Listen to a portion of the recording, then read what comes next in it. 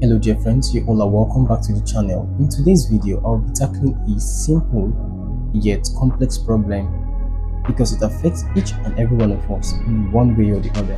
And it is the theme of how to stay motivated even when you feel like giving up. Now before I'm sure this is a very saying fully, I want to tell us that I'll be tackling this in 3 steps.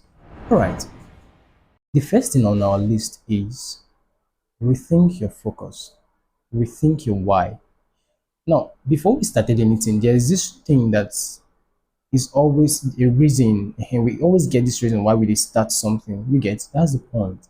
We have this reason why we started something. You want to always think about why you started something. Is it graphic design that you're learning? Is it trading you're learning? Whatever you are learning, whatever the case is, you want to rethink your reason for doing it in the first place.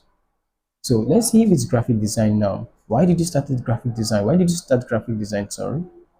Okay, you may now start thinking, I wanted my design to be so admired. I wanted my design to be so recognized. I wanted to make money from graphic design. Whatever the case is, you know the reason that best suits your situation.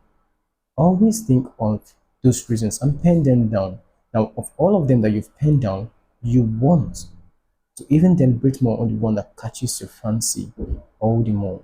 Okay, now belting up with the first bullet point is the second like it, which is take tiny steps. Now, when I say tiny steps, I'm using this word tiny to deliberately emphasize how small your action needs to be. Because if I say small action now, you start trying to fix one or two little things that appear small to you. The point is tiny action. Now, let's say you're a graphic designer.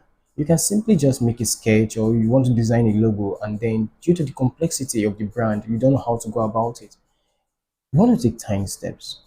Let's say you want to make a sketch. It's not necessarily need to be long. You don't need to significantly acknowledge that you've done something, but just do something at least.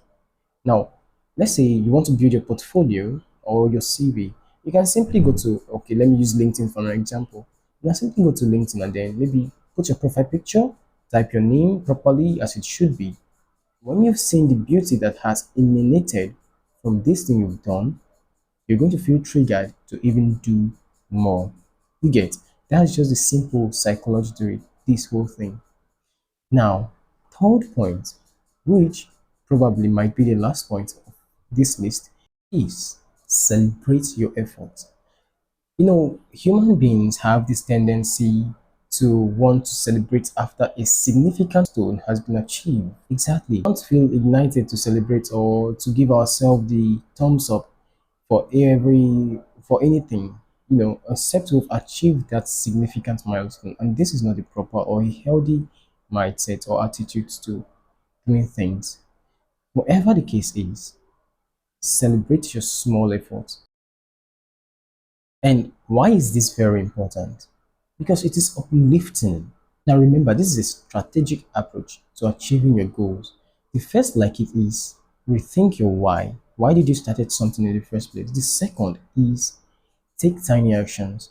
And the third is celebrate your effort. All of these things are psychological games that plays on your brain to help you continue in the game. You get exactly that's the point of this whole thing. So when you celebrate your small effort, you want to feel you in fact naturally you will feel motivated to even do more.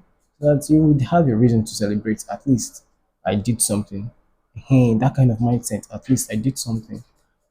And that mindset is a very healthy one. So if you don't celebrate small wins, you're always waiting for those massive wins before you celebrate, then you will not naturally feel triggered to want to do things. I'm sure you get the point.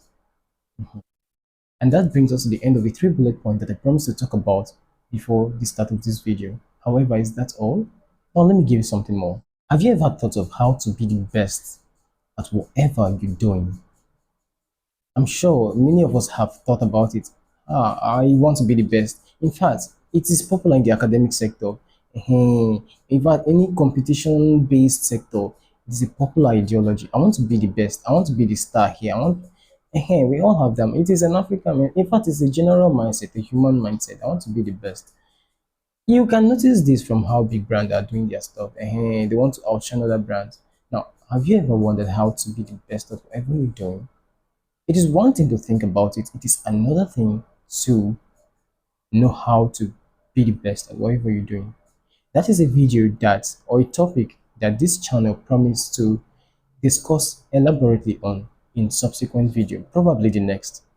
So I would urge you to click on the subscribe button. Yes, don't smash your screen in your hand, don't smash it as they will not